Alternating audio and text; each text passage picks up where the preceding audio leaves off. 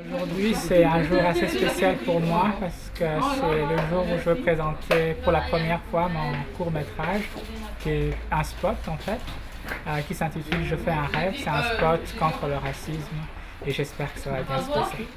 Je participe un peu de ce rêve que Martin Luther King avait fait, une société multiraciale aux États-Unis. Moi, je pense que c'est possible en Europe. Et je pense que c'est possible en Europe, même plus qu'aux États-Unis, parce que dans les mythes européens, les Noirs existent déjà. Le titre du film, c'est « Je fais un rêve ». J'ai voulu aussi faire un autre jeu de mots en fait avec ce titre, parce que je voulais rendre hommage non seulement à Martin Luther King, mais à un écrivain européen, un blanc, qui s'appelle Martin aussi, Martin Bernal, celui-là, qui est historien et qui a beaucoup écrit sur la falsification historique qui s'est produite en Europe au cours du 19e siècle.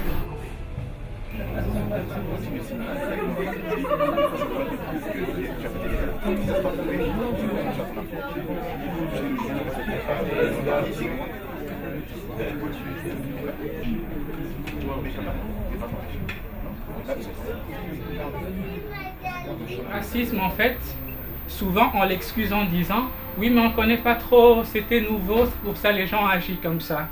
Souvent, c'est pas ça du tout. Les gens savent à qui ils ont affaire, mais quand la politique décide à un moment donné, on va tuer tous ceux qui sont roux, tous ceux qui ont un nez épaté ou tout ça, c'est les politiciens qui décident après.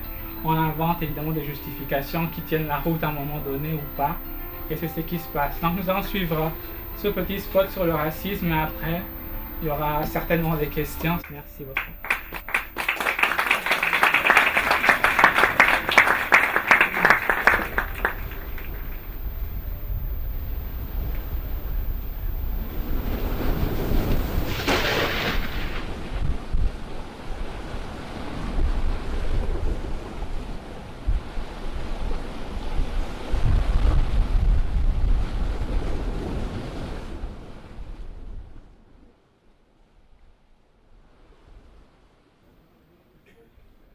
Connais-tu l'histoire d'Europe?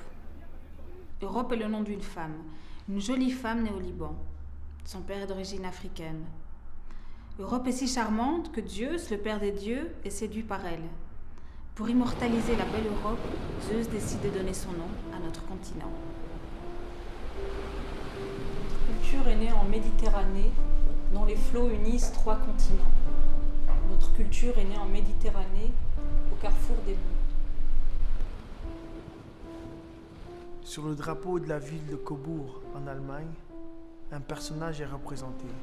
Ce personnage est noir. Il est brave et fier. Il est général de l'armée romaine. Cet homme s'appelle Maurice. Il est le saint patron de l'armée française, des gardes suisses, des couturiers européens, des familles européennes portant le nom de Morisson, Moreau et Morel. Il est le saint patron des dynasties royales européennes, les Carolingiens, les Mérovingiens, les empereurs germaniques. En l'an 515, Sigismond, roi des Burgondes, un roi blanc, bâtit une abbaye en l'honneur de saint Maurice, le général noir. Il montre par ce geste que les valeurs qui nous unissent sont plus importantes que nos différences physiques. Nous ne sommes pas aussi divisés que certains politiciens le suggèrent. Nous sommes un peuple, nous sommes une nation. Depuis le Moyen-Âge, une célèbre statue de Maurice se trouve dans la ville de Magdebourg, en Allemagne. Maurice est aussi représenté sur le drapeau de Flumenthal en Suisse, Oberweningen en Suisse, Mandach en Suisse. Toutes ces villes et ces villages démontrent ainsi depuis 2 siècles qu'au-delà de l'apparence physique, nous avons des valeurs communes. Nous sommes un peuple, nous sommes une nation.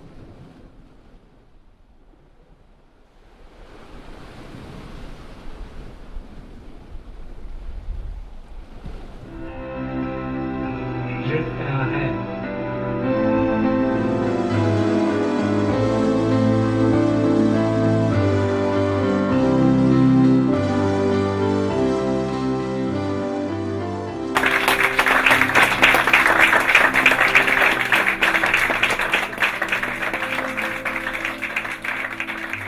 Voilà, c'était le spot qu'on avait préparé pour la journée d'aujourd'hui.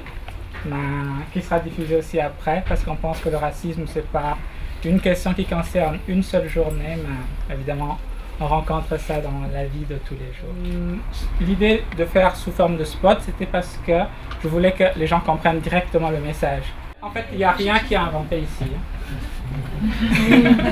J'ai rien inventé à part le personnage de Martin qui dormait pas vraiment. Tout le reste est vrai. Non, c'est réel.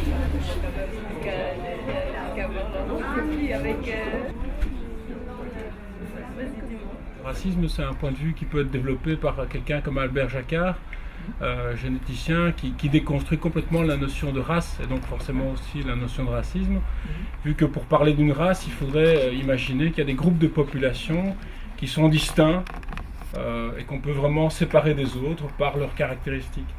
Pour le dire plus simplement, on a une seule et même race, donc la notion de racisme est une débilité profonde. Dans la société, les races existent et c'est pour ça qu'il faut parler de racisme parce que c'est dans la société. Mais c'est pas dans notre école. Voilà.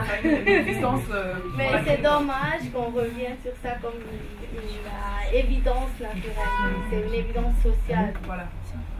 Quand vous venir, je voudrais attirer votre attention sur une chose que tout le monde peut comprendre.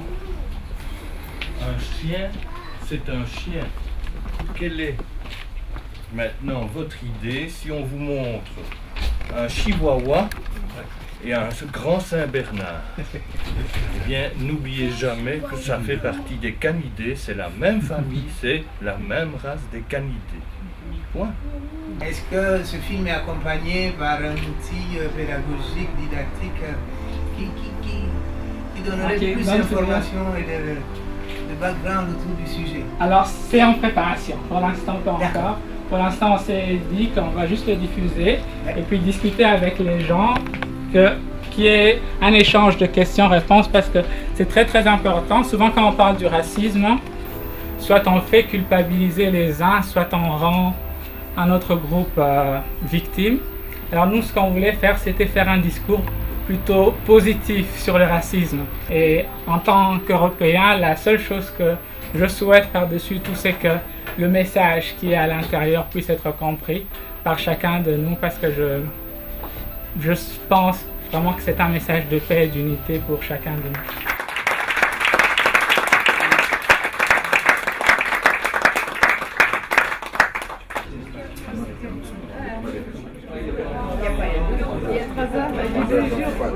Les différences des apparences physiques sont tellement évidentes que c'est difficile d'enlever ça dans les têtes des gens. Donc pour moi, dans le film, c'est très important déjà d'aller au-delà des différences physiques et vraiment de parler de l'histoire qu'on a en commun.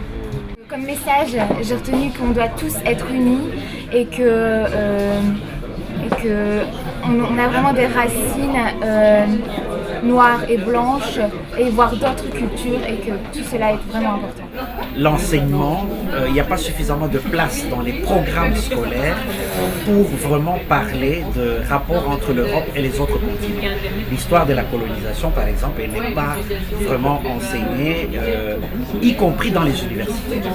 Voilà. Moi, je suis professeur invité dans plusieurs universités. Par exemple, je vais faire une grande conférence académique sur l'héritage colonial en Europe. Qu'est-ce qu'on peut en faire aujourd'hui? C'est bien la preuve que quand vous regardez les programmes, vous regardez ce que les gens font comme recherche, souvent la colonisation elle est mise de côté parce qu'il y a la culpabilité, il y a la volonté de faire passer ça sous silence. Donc le grand combat c'est l'enseignement, puisque les journalistes eux-mêmes sont issus d'un enseignement où ils n'ont pas entendu parler tellement de la colonisation, la traite négrière, ils ne savent pas trop ce que c'est. Si vous leur parlez de Toussaint l'ouverture, ils ne savent pas ce que c'est.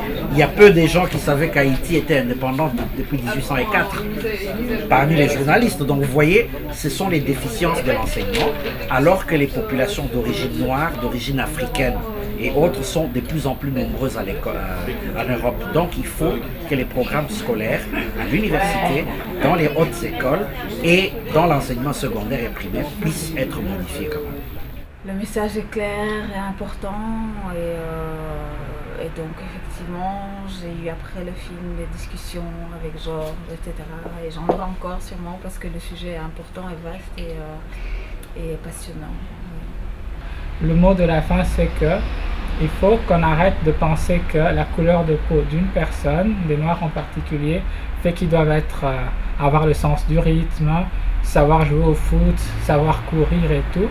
Non, la couleur de peau d'une personne n'a pas de détermination de ce genre-là et surtout pas de détermination culturelle du genre, le genre de nourriture qu'on doit aimer et tout ça. On est tous des êtres humains et dans une société comme l'Europe, on peut avoir une société multiraciale. Le fait est que l'Europe est déjà multiraciale, qu'on le veuille ou non. Ce qu'on peut éviter, c'est d'éviter que les différentes races européennes soient dans des ghettos.